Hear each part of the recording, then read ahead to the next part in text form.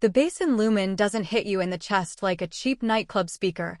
It slides under your skin like a local anesthetic, numbing the part of your brain that worries about your credit score, your marriage, or your mortality.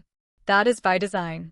Before we dive deeper into the shadows of Miami, let me know in the comments, what city or country are you watching this from? I always want to know where my stories are traveling to. I spent 6 months with German sound engineers just to get the acoustics of the VIP mezzanine to whisper instead of scream, ensuring that $1 billion secret could be shared without being overheard by the bartender. I'm Vanessa Ray, and while you might think you're paying $2,000 for Grey Goose bottle service, you're actually paying for my obsession with control. I don't stand in the spotlight. I stand in the shadows behind the DJ booth or in the tinted glass office overlooking the floor, watching the ecosystem I built eat money and spit out dopamine. It was 11:42 p.m. on a Friday in late October. The humidity outside was suffocating, but inside, the air was crisp, scented with jasmine and cold ambition.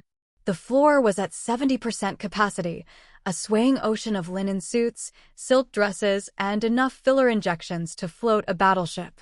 I was leaning against the back bar of the Diamond Room, the invite-only sector that sits slightly elevated above the general population.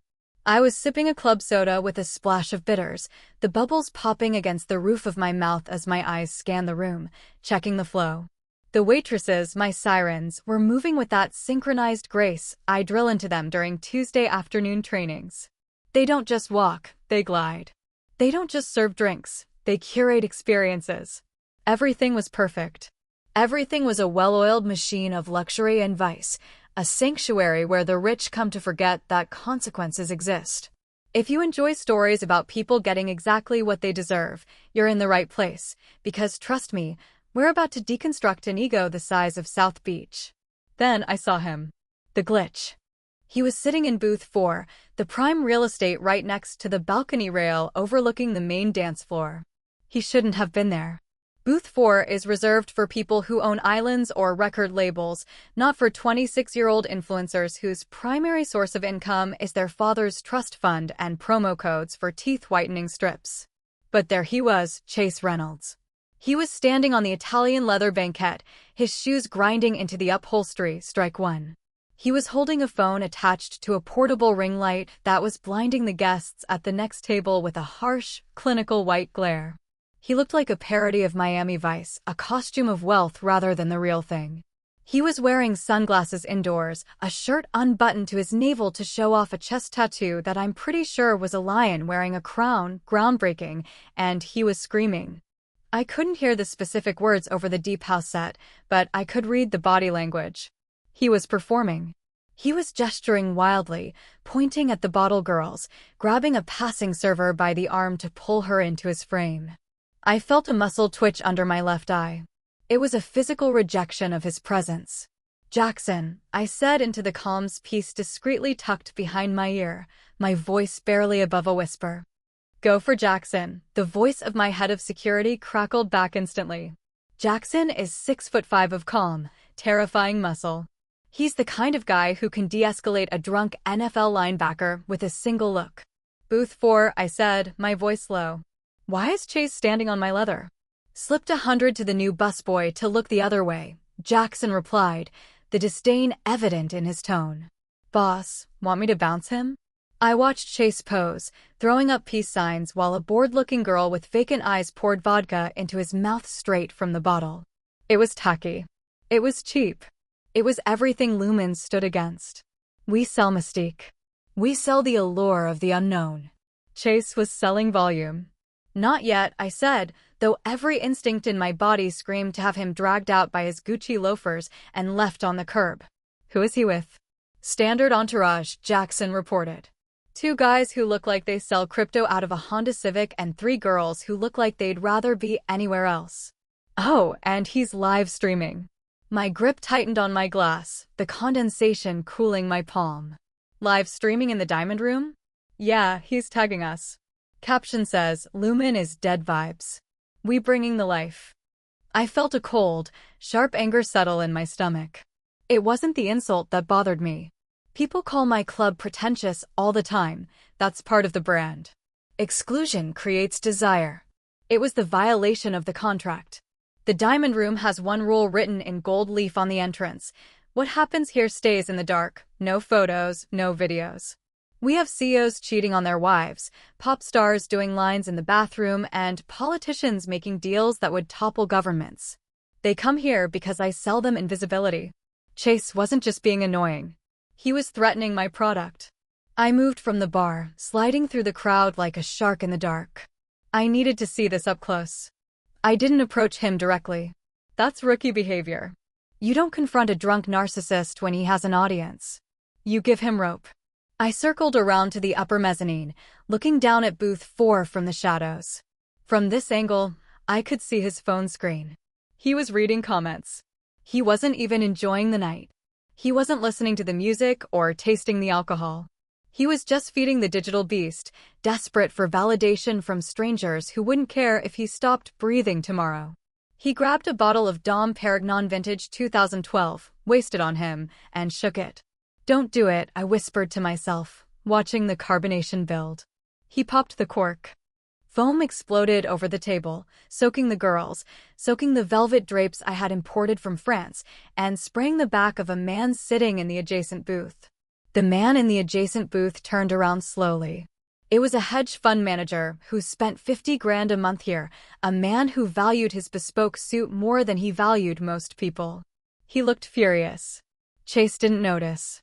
Chase was laughing at his phone, high-fiving one of the crypto bros, oblivious to the predator he had just provoked. "Jackson," I said again, my voice sharp. "Green light. Copy. Moving in." "No," I said, forcing myself to breathe, forcing the rage back into a box. "Yellow light. Send a floor manager to tell him to put the phone away politely. Let's see how he reacts to a boundary." "Copy that. Sending Marco." I watched as Marco, my best floor manager, approached the table. Marco is slick, charming, and diplomatic. He moves like water. He leaned in, whispering in Chase's ear, gesturing gently to the phone, a polite request to respect the house rules. I saw Chase's face change instantly. The smile vanished, replaced by a sneer that looked too big for his face. He pulled away from Marco, shouting something that cut through the music. He pointed a finger in Marco's face, stabbing the air. Then he did the one thing you never do in my house. He shoved Marco. It wasn't a hard shove, just a drunk, entitled stumble push, but it was contact. The music seemed to stop for me, though the beat kept thumping against the walls. In the hospitality industry, physical contact is the line in the sand. Once you cross it, you aren't a guest anymore, you're a threat. "Boss," Jackson's voice was tighter now, the amusement gone. "That's assault." "Hold," I said. "Let him dig. He's feeling invincible. Let's find out why." Chase was back on his phone now, clearly recounting the injustice to his followers. I could imagine the narrative he was spinning. Asterisk, they trying to silence the king. Haters everywhere. Asterisk, he looked around the room with a sneering arrogance, as if he owned the bricks, the mortar, and the souls of everyone inside. He didn't know I was watching. He didn't know that the woman he used to call Auntie Vanessa when he was 12 years old was currently calculating the exact structural integrity of his social life. He thought he was the main character. He was about to find out he was just a prop in my theater. "Let him stay for now," I said, turning away from the railing and heading toward the sanctuary of my office. "But put a shadow on him. I want to know every drink he orders, every person he talks to, and every time he goes to the bathroom. If he sneezes, I want to know the velocity." "Understood. What's the play?" I walked back toward the shadows of my office, the sound of the club fading as the heavy glass door sealed behind me. "The play is a history lesson, Jackson. Sometimes you have to remind people who actually built the castle they're partying in." I sat down at my desk and pulled up the security feed on my main monitor. Chase was a pixelated blur of arrogance on screen 4, still gesticulating to his phone. I opened a drawer and pulled out a file. It was old physical paper, smelling of dust and nostalgia, a relic from a different era of Miami. The name on the tab read, Reynolds Thomas. To understand why I didn't just have Jackson toss Chase out the back door like a bag of wet garbage right then and there, you have to understand Miami 10 years ago. It wasn't this crypto bro, TikTok influencer hellcape it is now. It was grittier. It was harder. I was nobody back then. I was 35, tired, and sitting on a business plan for Lumen that every bank in Dade County had used as a coaster. I had the vision. I knew people wanted privacy more than they wanted noise. But I didn't have the capital. I was a woman in a nightlife industry run by men who thought branding meant slapping a neon sign on a warehouse and selling watered-down vodka. Enter Thomas Reynolds, Chase's father. Thomas was old school. He made his money in shipping logistics, actual hard assets moving across actual oceans. He didn't wear Balenciaga. He wore bespoke suits that didn't have labels because the people who mattered knew who made them. He came into the dive bar I was managing at the time, ordered a Scotch neat, and listened to me pitch him while he smoked a cigar that cost more than my car. "You want to sell silence?" he had said, looking at me with eyes that had seen everything. "In a city that loves to scream? The loudest people have the most to hide," I told him. "I want to give them a place to hide it in luxury." He chuckled, a dry, rasping sound like sandpaper on wood. "Smart girl." He wrote the check the next day. No predatory interest rates, no demand for 51% equity. Just a handshake and a request. "Build something beautiful, Vanessa. And look out for my boy if I'm not around." That was the hook. That was the ghost that haunted me. Chase was 16 then. Thomas would bring him by the construction site of Lumen. The kid was quiet back then, awkward with braces and a desperate need for his father's approval. I used to give him cokes and let him sit in the DJ booth while we tested the sound systems. He looked at me with awe. I was the cool aunt, the woman building the empire his dad was funding. When Thomas died of a massive stroke 3 years ago, the funeral was an event. And Chase changed. Grief didn't humble him, the inheritance emboldened him. He went from a shy kid to a brand overnight. The millions Thomas left him didn't go into shipping or logistics. They went into buying followers, renting Lamborghinis, and funding a lifestyle that screamed new money so loud it shattered glass. He started coming to Lumen more often. At first, out of respect for Thomas, I comped his tables. I let him skip the line. I told the staff, "That's Thomas's son. Treat him like family." But family doesn't treat your house like a toilet. The shift was gradual, like mold growing behind wallpaper. First, it was the snapping fingers of the waitresses. Then it was the complaints that the music was too old. We played deep house. He wanted trap remixes of nursery rhymes. Then came the name-dropping. I heard it myself a month ago at a charity gala. I was standing near the buffet, unseen as always. Chase was talking to a group of investors, people I knew. "Yeah, Lumen basically runs itself," he was saying, swirling a martini like he was in a Bond movie. "I advise Vanessa on the creative direction. You know, she's great, but she's got that boomer energy. I'm the one bringing in the heat. I'm practically a silent partner." I remember freezing, a shrimp skewer halfway to my mouth. Silent partner. The kid didn't know the difference between a P&L statement and a PDF. That night at the gala, I should have cut him off. I should have walked over and dismantled him in front of those investors. But I saw Thomas's face in his eyes. I saw the man who gave me my shot, so I swallowed the rage. I let it slide. I thought, he's grieving. He's young. He'll grow out of it, But watching him tonight on the security monitor, shoving Marco, soaking my upholstery, treating my life's work like a backdrop for his vanity project, the debt was paid. The memory of Thomas Reynolds was a shield, but Chase had just hammered it until it cracked. I looked at the file on my desk. I picked up my phone and dialed my lawyer, Saul. It was midnight, but Saul doesn't sleep. He just bills. "Vanessa," Saul's voice was gravelly. "Someone dead?" "Not yet," I said, staring at the screen where Chase was now standing on the table again.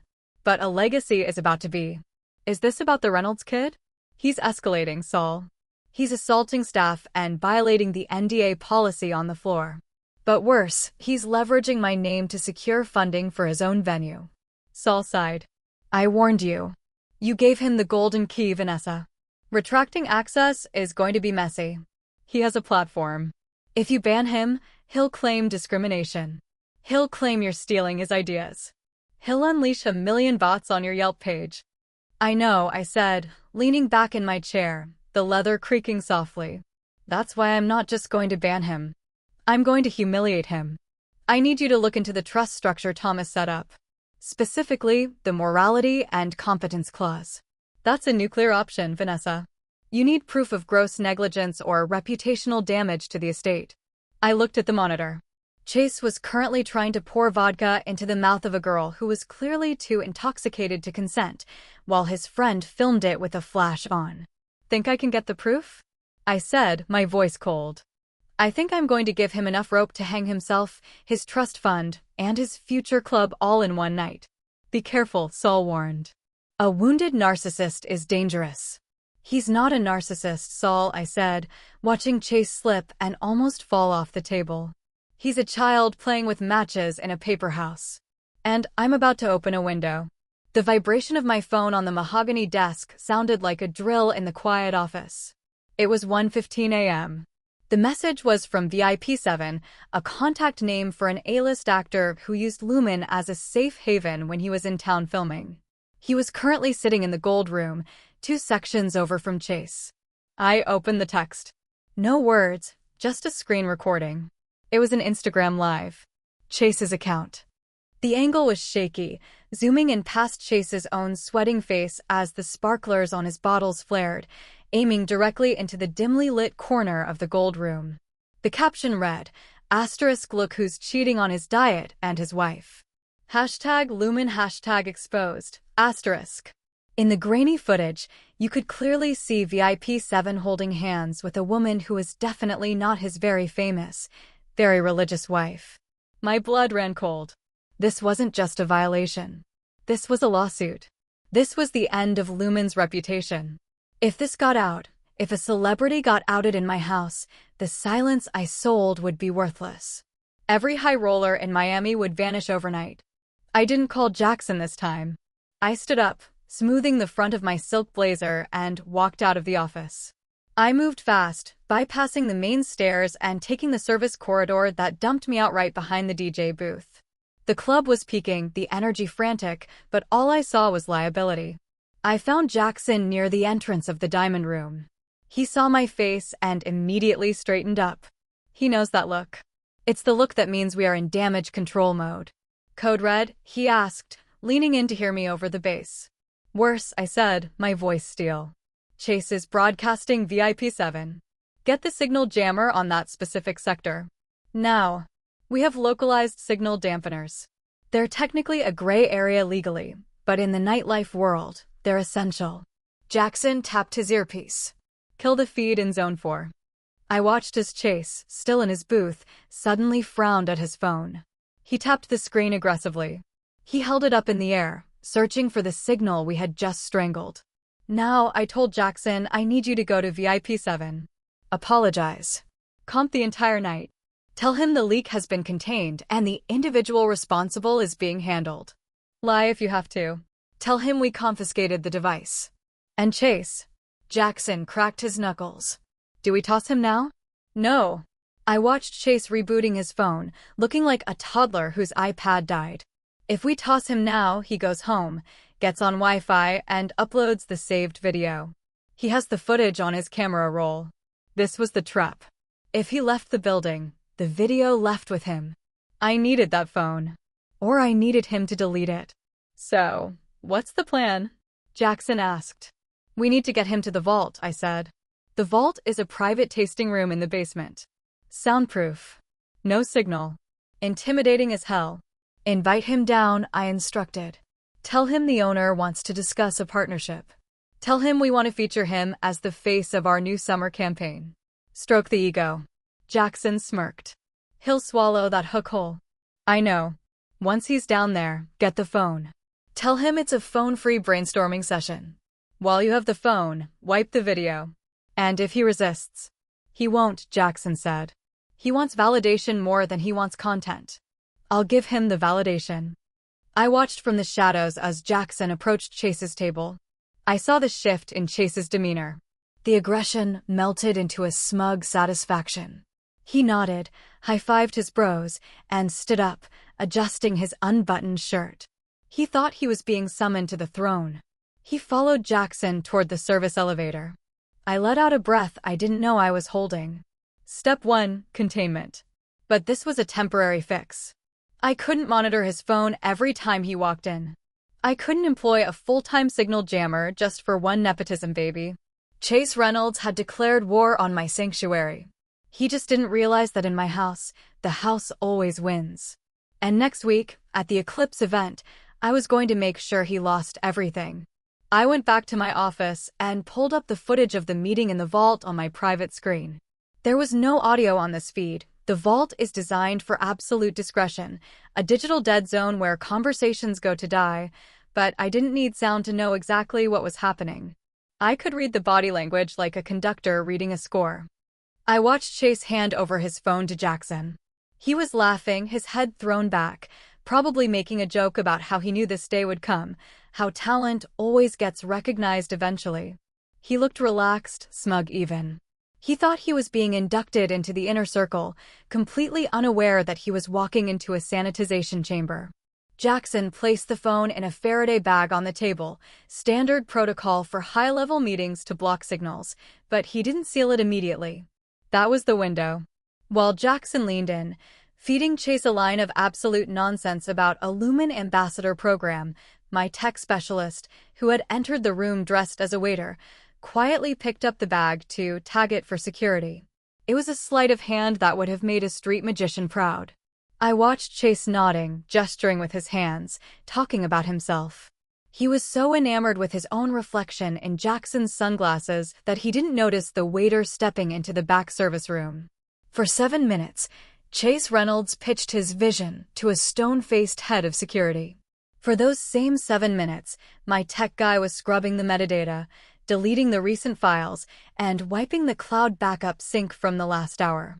When the waiter returned and placed the phone back on the table, the digital weapon Chase had held over my head was gone. 10 minutes later, the meeting ended. Chase shook Jackson's hand with a vigorous, two-handed grip, stood up, and adjusted his jacket. He left the room looking like he had just conquered Rome. He went back up to the party, blissfully ignorant that he had just been disarmed. I sat in the dark of my office, the glow of the monitors painting my face in cool blue light. I had saved the night. VIP 7 was safe. The brand was safe for tonight.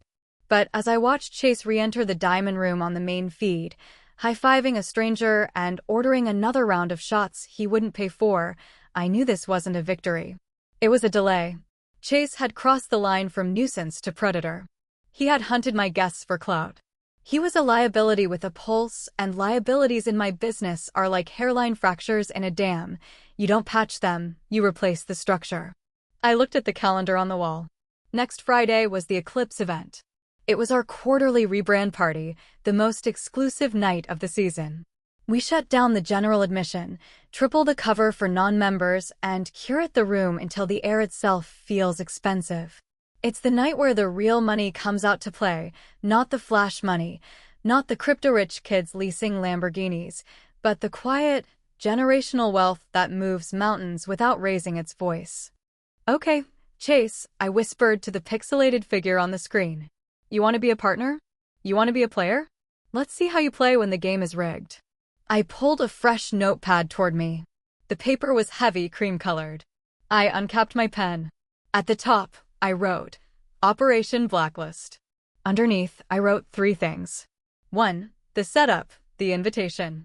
2. The audience, the silent partner. 3. The execution, the ban.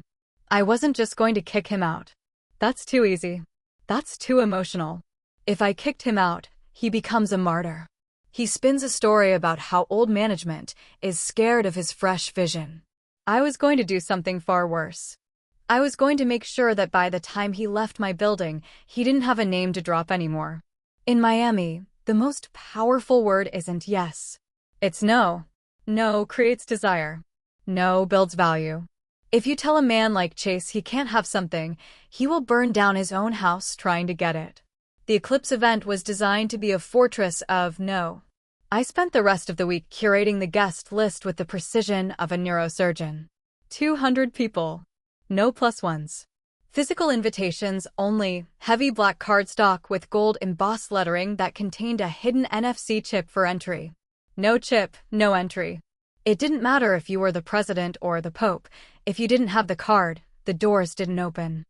I sent invites to the mayor, to the top 3 real estate moguls in the state, to VIP7 as a silent peace offering, and to Marcus Sterling. Marcus Sterling is a ghost. He owns a venture capital firm that quietly funds half the luxury hospitality sector in the Southeast. He doesn't do social media. He doesn't do press interviews. He is the kind of man who wears a $5,000 suit and drives a 10-year-old Volvo because he has nothing to prove. But I knew Chase had been pitching him. I knew because Chase had been bragging about it at the bar loud enough for my bartenders to hear. Chase was trying to get Sterling to fund Cloud9, his proposed club concept that would supposedly put Lumen out of business. I invited Sterling. I did not invite Chase.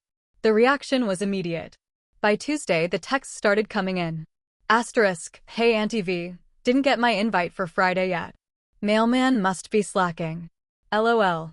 Asterisk. I didn't reply. Wednesday morning. Asterisk, Vanessa, my boys are asking about the Eclipse table. Let me know which booth we got. I need to order the bottles in advance. Asterisk. I let the silence sit. I let it marinate. In my industry, silence is louder than screaming. Screaming means you care. Silence means you're already moving on. By Thursday, he was frantic. I could see it on his social media. He was posting stories with black backgrounds and cryptic text.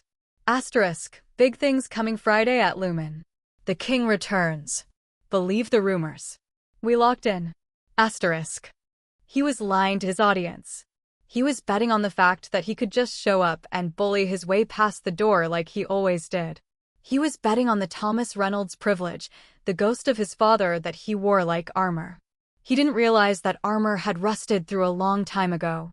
On Friday morning, the day of the event, the club was quiet. The cleaners were gone, and the space was stripped bare, waiting to be dressed. The daylight made the velvet look tired, but tonight, under the LEDs and the shadows, it would look like magic. I met with Jackson and the entire security team in the center of the dance floor. Here are the rules of engagement for tonight, I said, projecting the floor plan onto the main screen behind the DJ booth. The phone ban is absolute. Yonder pouches for everyone. No exceptions. If a phone comes out, the guest goes out. What about Chase? Jackson asked, crossing his massive arms. He's not on the list. Do we stop him at the door? No, I said, a small, cold smile touching my lips. The team looked confused. Usually, if someone isn't on the list, they don't cross the threshold. That's Security 101. If we stop him at the door, I explained, he makes a scene outside. He films the bouncers. He plays the victim for his followers on the sidewalk. He turns the rejection into content. We let him in. We let him in? Jackson repeated. We let him in, I confirmed. But we treat him like a ghost. No table. No comped bottles. No special handshake. He pays the cover charge like a tourist. He stands at the bar like a tourist. And most importantly, we let him think he's winning, until he isn't. I clicked a button and the slide on the screen changed. It was a photo of Marcus Sterling. This man, I said, pointing to the sharp-featured face on the screen, is the target. He will be in the owner's box with me. Chase has been trying to get a meeting with him for months. When Chase sees him, he will try to approach. He will try to pitch. Do we intercept? Jackson asked. Only when he crosses the line, I said. I want Sterling to see Chase in his natural habitat. I want the money to see the clown. I walked over to the window, looking out at the city's skyline. The humidity was rising, the air thick with impending rain. It was perfect weather for a storm. Chase thinks he's a partner, I said softly, turning back to my team. Tonight, we show him he's just a liability. I checked my phone. Another DM from Chase. Asterisk, I'm coming with a crew. Don't embarrass me, Vanessa. My dad wouldn't like it. Asterisk. That was it. The final nail. Using his dead father, the man who gave me my start, the man I respected more than anyone, to threaten me. I typed a reply for the first time all week. Asterisk, see you tonight, Chase.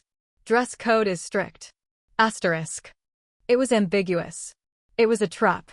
He replied instantly with a fire emoji. He had no idea that I had already instructed the door staff to flag his attire no matter what he wore, just to make him sweat, just to make him angry before he even stepped foot inside. An angry man makes mistakes. And tonight, I needed a catastrophe. The theme for Eclipse was Midnight Garden. We had spent $40,000 draping the entire ceiling in cascading wisteria and installing localized scent diffusers that smelled of jasmine, rain, and expensive gin. The lighting was low, deep purples and blues, making everyone's skin look flawless. It wasn't a club, it was a film set. By 11 p.m., the room was a gallery of power. The mayor was sipping whiskey in booth 1, laughing with a tech CEO. 2 NBA players were keeping a low profile in the corner, enjoying the fact that no cameras were allowed. And in the owner's box, the glass-walled mezzanine that hovered above the DJ booth like a spaceship, sat Marcus Sterling. He was a man of few words, sharp features, and eyes that missed nothing. I poured him a glass of Krug. "Impressive room, Vanessa," he said, watching the crowd below. "Controlled." "I like controlled," I replied, taking a seat opposite him. "Chaos is bad for business, Marcus. You can't monetize a mess." We were discussing a potential expansion of Lumen into Las Vegas. This was the night I was supposed to close him, the night I secured the funding to take my brand national. But I had one eye on the security feed from the front door. Chase had arrived. He rolled up in a rented white Ferrari, flanked by his usual circus, 2 guys in skinny jeans and 3 girls who looked bored before they even got out of the car. Chase was wearing a white suit with no shirt underneath, layers of gold chains, and sunglasses. Indoors. At night, he looked like a drug dealer from a bad 80s movie. I watched the interaction on the screen. The head doorman, Big Tony, stopped him. I could see the argument unfolding in high definition. Chase was pointing at the door, gesturing wildly. Tony was shaking his head, calm as a boulder. Chase pointed at his phone, likely showing my DM. Tony crossed his arms. "Problem?" Marcus asked, noticing my distraction. "Just a minor variable," I said, swirling my champagne. "Testing the filters." I tapped my comms piece. "Let him simmer for 2 more minutes, Tony. Then let him in, but make him check the phone. No pouches. He checks it at the coat check. Physically. He's gonna flip, boss." Tony's voice crackled in my ear. "Let him flip. He needs to enter the room agitated." I watched Chase scream at Tony. I saw the veins in his neck bulge. Then I saw the moment of surrender. He shoved his phone into the hands of the coat check girl with enough force that she flinched. He was fuming. He stormed past the velvet rope, adjusting his jacket, trying to regain his composure. He entered the main room. Usually, the transition from the humidity outside to the cool, jasmine-scented air of the club relaxes people. It's designed to be a decompression chamber. But not for Chase. He was vibrating with adrenaline and rage. He scanned the room, looking for his usual table, booth 4. But booth 4 was occupied by the NBA players. I saw the confusion on his face. He blinked behind his sunglasses. He grabbed a passing server, Alina, one of my best. He barked something at her, pointing at the booth. She politely shook her head and pointed to the bar. General admission. The insult landed like a physical blow. I saw his jaw clench even from 50 feet away. He had been relegated to the standing room only peasants. He pushed his way to the bar, ordering shots. He was drinking fast, too fast. He was looking around, desperate for eyes on him, but without his phone, he couldn't perform for the internet. He had to perform for the room, and the room wasn't looking. The room was filled with people who had their own money, their own fame. They didn't need to watch a trust fund kid throw a tantrum. Chase was invisible, and for a narcissist, invisibility is death. Then he looked up. He saw the owner's box. He saw the glass walls reflecting the purple lights. And he saw Marcus Sterling. I saw the recognition dawn on him. It was electric. He grabbed his friend's arm and pointed. He smoothed his hair. He checked his reflection in a brass pillar. "Here we go," I murmured. "What?" Marcus asked. "Marcus," I said, leaning in. "There's someone who might try to say hello. The son of my former partner." He's enthusiastic. He has some ideas about a club he wants you to fund. Marcus raised a skeptical eyebrow. The Cloud9 kid? I've seen the pitch deck. It was written in Comic Sans. That's him. He's about to try to crash the box. Shall I have security stop him? No, I said, my voice smooth as silk. I want you to meet him. I want you to see exactly who you'd be in business with if you don't go with Lumen. Marcus looked at me, then down at Chase, who was now pushing his way toward the stairs that led to the VIP mezzanine. You're up to something, Vanessa. I'm just clarifying the market, Marcus. Chase reached the bottom of the stairs. The guard there, instructed by me, stepped aside. Chase ascended. He thought he was walking up the stairway to heaven. He fixed his collar, wiped the sweat from his upper lip, and put on a smile that didn't reach his eyes. He reached the heavy soundproof glass door. He pushed it open. The thumping bass of the club was instantly cut to a dull thud, replaced by the quiet hum of the air conditioning and the clink of crystal. He burst in like a grenade. Vanessa, he shouted, throwing his arms out. What is this? Why is my table taken? Do you know who I brought? I got the guys from. He stopped. He saw Marcus Sterling sitting on the velvet sofa, legs crossed, holding a flute of champagne. Chase's entire demeanor shifted. It was like watching a chameleon try to change colors on a strobe light. The rage mask fell, replaced by a greasy, desperate charm that was almost painful to watch. Oh. Wow, Chase said, stepping fully into the room uninvited. Mr. Sterling. Marcus. Wow. I didn't know you were. I mean, I'm Chase. Chase Reynolds. We emailed. He extended a hand. His palm was sweaty. I could see the sheen of it under the track lighting. Marcus didn't stand. He didn't smile. He looked at the hand, then looked at Chase's face. He took a slow sip of his drink. I remember the email, Mr. Reynolds, Marcus said, his voice dry. It had a lot of exclamation points. Chase laughed, a loud, nervous bark. Yeah, well, passion, right? That's what I bring. Passion. Energy. He looked at me, his eyes narrowing slightly. Unlike some people who like to keep things sleepy. He sat down. He sat down next to Marcus Sterling, uninvited, on the vintage velvet sofa. He sat so close their knees almost touched. I didn't speak. I just watched. I swirled the ice in my glass. So, Chase said, leaning in, invading Marcus's personal space. What do you think of Lumen? Cute, right? A little dated. My dad built this place, you know, back when this style was cool. But Cloud9, bro. Cloud9 is going to be the future. Is that so? Marcus asked. I'm talking NFTs on the walls.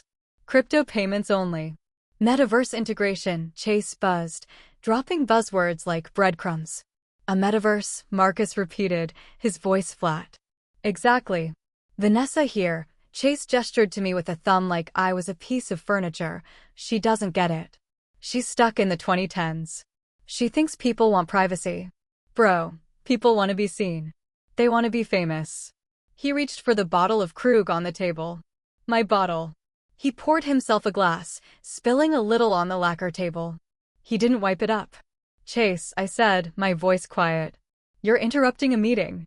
He spun on me, the alcohol and the proximity to money emboldening him. Oh, come on, Nessie. Don't be a buzzkill. I'm just talking business. You're always so uptight. He turned back to Marcus, dropping his voice to a conspiratorial whisper, explicitly ignoring me now. See, that's the problem with female owners, he said, winking. Too emotional. Too attached to the vibe. You need a killer. You need a guy who knows how to hunt. The air in the room seemed to drop 10 degrees. Marcus slowly set his glass down. He looked at Chase with the kind of look a scientist gives a fascinating, disgusting insect. You think Vanessa is emotional? Marcus asked. I mean, look at her. Chase laughed, gesturing at me. She's upset because I took a drink. It's small thinking. I'm a big picture guy. Chase leaned back, spreading his arms, putting his muddy loafers on the edge of the coffee table. You fund me, Marcus, and I'll put this place out of business in 6 months. I'll crush her. No offense, Vanessa. Just business. He grinned. He thought he had crushed it. He thought he was displaying alpha dominance. I looked at Marcus. Marcus looked at me. A tiny, almost imperceptible nod passed between us. The interview was over. Chase, I said, standing up. What? He snapped, annoyed at the interruption of his pitch. You spilled champagne on the table. So get a maid to clean it up. I don't need a maid, I said, reaching into my pocket. I have a janitor. I pressed the button on my comms. 2 clicks. The door behind Chase opened 3 seconds later. But it wasn't a maid. And it wasn't a server. Jackson filled the doorway, and for the first time in a long time, he wasn't smiling. Jackson didn't come alone. He brought 2 others, men built like vending machines who filled the rest of the available air in the room. They didn't look like bouncers, they looked like consequences. Chase looked up, his glass of stolen Krug halfway to his mouth, his eyes struggling to process the shift in atmospheric pressure. He blinked, a slow, confused shudder. Whoa, Chase stammered, a nervous laugh bubbling up that sounded more like a hiccup. Party's getting crowded, huh? Little intense for a business meeting, V. Jackson didn't speak. He didn't look at me for confirmation. He didn't need to. He walked around the lacquer table with a terrifying, silent efficiency. He moved not with anger, but with the heavy inevitability of a glacier. He reached down, his hand encompassing the back of Chase's white collar, while the other gripped the belt of his trousers. Hey! Chase yelped, the champagne flute slipping from his fingers. It hit the rug with a dull thud, spilling the vintage gold liquid across the expensive weave. What the hell? Get off me! Marcus! Tell them. Marcus didn't even look at him. He was inspecting his fingernails, seemingly fascinated by a cuticle, completely detached from the violence of the moment. Jackson hoisted Chase up. It wasn't a struggle, it was a relocation. Chase's loafers scrambled for purchase on the rug, slipping in his own spilled drink. Vanessa! Chase screamed, his voice cracking, the alpha facade shattering into a million jagged pieces of panic. Call off your dogs. I'm Thomas Reynolds' son. I own this town. You can't touch me. You own nothing, I said, my voice cutting through his panic like a scalpel.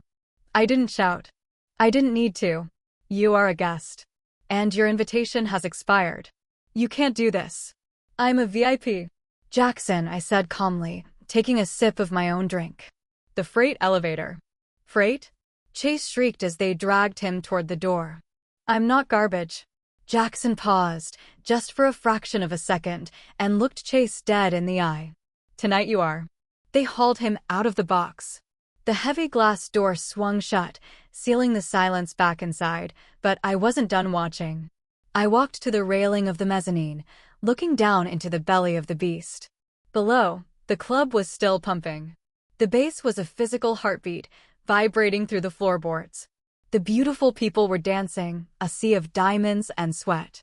Jackson and his team didn't take the back stairs. They didn't take the service elevator. That was a lie I told to give Chase a moment of hope before the fall. They took the main stairs. They marched Chase Reynolds, the self-proclaimed king of Miami, right through the center of the diamond room. It was a perp walk. A parade of failure. People turned.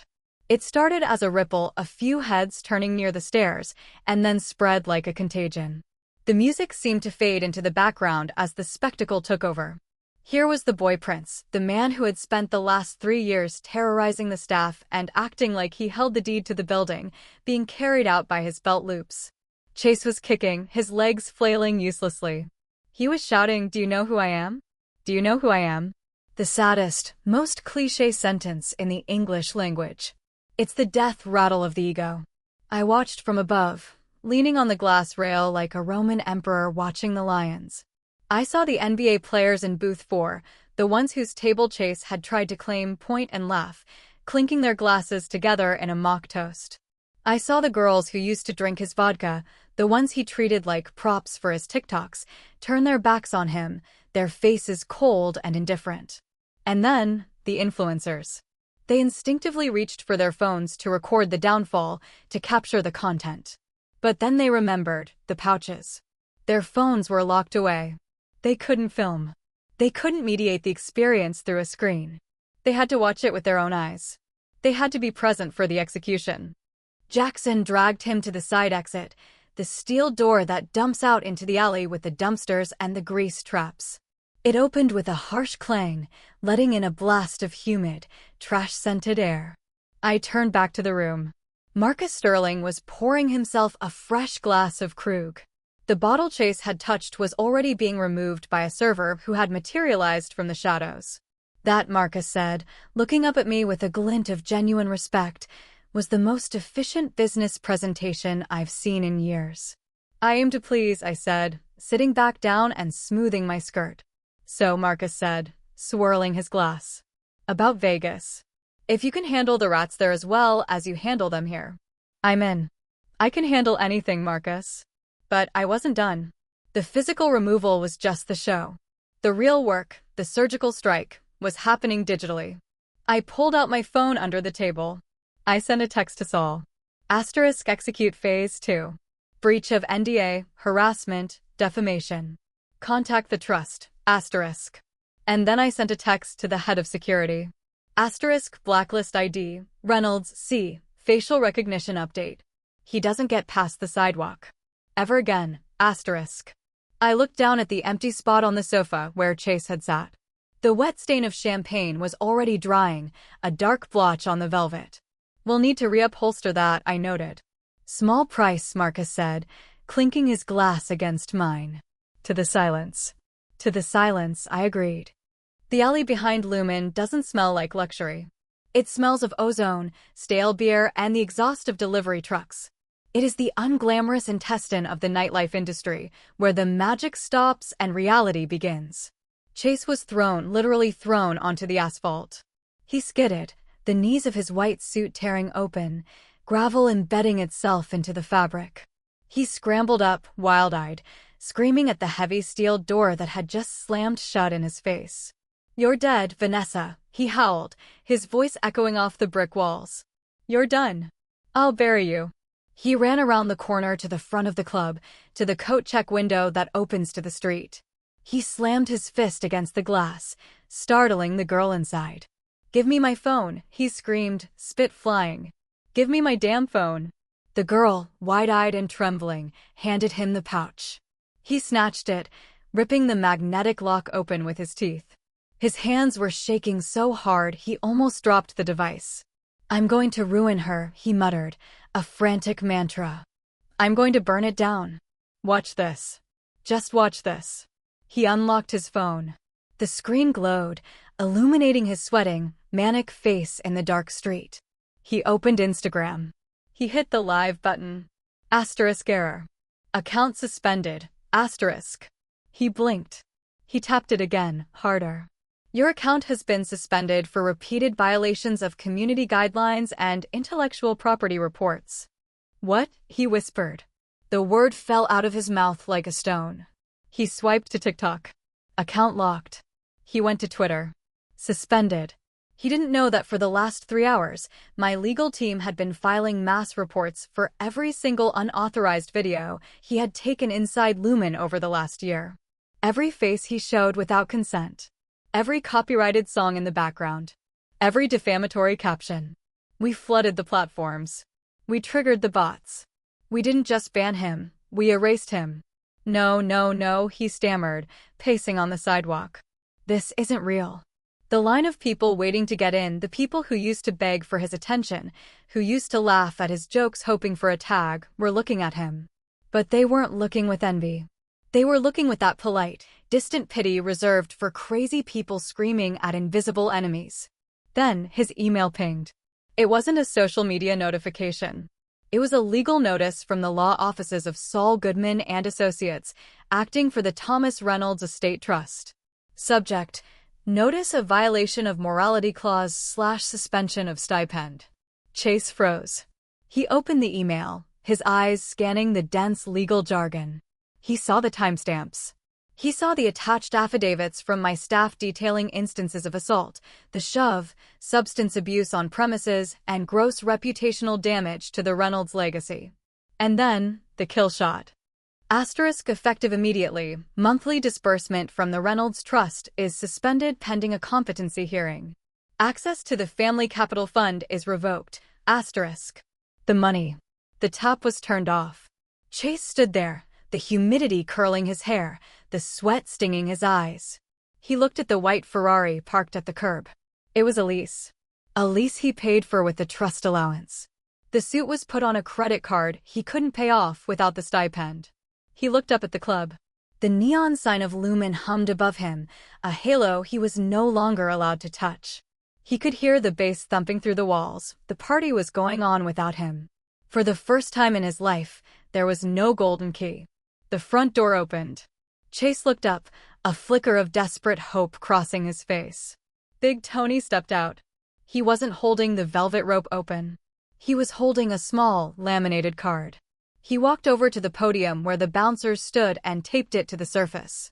It was a photo of Chase, taken from the security feed, with a thick red band stamped across his face. "Move along, kid," Tony said, his voice heavy not with malice, but with pity. "You're blocking the guests." Chase opened his mouth to scream, to threaten, to say something, anything. But he looked at the line of people. They were laughing. Not with him. At him. He turned. He didn't get in the Ferrari. He couldn't face the car he was about to lose. He just walked down the street, his ruined white suit glowing faintly in the streetlights, disappearing into the dark. Just another nobody in a city that eats nobodies for breakfast. 3 weeks later, the upholstery on the sofa in the owner's box had been replaced. The stain was gone, erased like it never happened. Lumen was quiet. It was a Tuesday afternoon, my favorite time. The club was in hibernation. The cleaners were vacuuming the carpets, a rhythmic, soothing sound that hummed underneath the silence. The air smelled of lemon polish and potential. I sat at my desk, the glow of the monitors illuminating the dark office. The Vegas deal with Marcus Sterling was signed. The wire transfer had cleared that morning. Construction would begin in the fall. We were projecting a 200% ROI in the first year. Jackson knocked on the open door frame. "Package for you, boss." He walked in and placed a thick, heavy envelope on the mahogany desk. It was hand-delivered. No postage. I looked at the handwriting. It was jagged, frantic, the letters slanting aggressively to the right. Chase. I felt a ghost of a pang in my chest. I remembered the 16-year-old boy drinking Coke in the DJ booth, his braces catching the light, looking at me with awe. I remembered the promise I made to Thomas, look out for my boy. I had looked out for him. I had stopped him from destroying himself completely. I had stopped him from wasting the family fortune on a club that would have failed in a month. I had given him the greatest gift you can give a spoiled child, consequences. I looked at the envelope. I knew what was inside. An apology? A plea for money? A request to talk? Maybe a threat? It didn't matter. Words are cheap. Actions are currency. And his account was overdrawn. "Burn it," I said, sliding the envelope back across the desk to Jackson without opening it. Jackson raised an eyebrow. "Don't you want to read it?" "No," I said, turning my chair toward the window. "We don't look back, Jackson. We only look at the door." Jackson nodded. He picked up the envelope and left. I swiveled my chair to look at the monitors. The cameras cycled through the empty rooms. The main floor. The gold room. The diamond room. The vault. It was my ecosystem. It was a fortress of silence in a noisy world. I opened the bottom drawer of my desk and pulled out a bottle of scotch. Thomas's brand. I poured 2 glasses. One for me, and one for the empty chair opposite the desk. "I did it, Thomas," I whispered to the empty room. I saved the name. I kept the standard. I took a sip. It burned, warm and grounding, settling in my chest. The phone on my desk buzzed. It was a text from Marcus. ** Vegas blueprints are in. They want to know if we need a designated space for influencers. A viral moment wall, **. I smiled. A real smile, one that reached my eyes. I typed back. ** No. Build higher walls. Make the glass darker. We sell mystery. If they want to be seen, they can go to the circus. **. I hit send. I turned off the lights in the office, leaving only the blue glow of the security screens. Below me, the staff was preparing for the night. The ice was being stocked. The lights were being tested. The bass was beginning to hum, a low vibration waking up the building. The heartbeat was starting up again. The show goes on. The guest list is closed. And I am exactly where I belong. In the dark. In control. Places don't hand out justice memos, but somehow it always finds the right inbox. This story was proof that quiet moves beat loud egos every time. Thanks for listening. See you next time.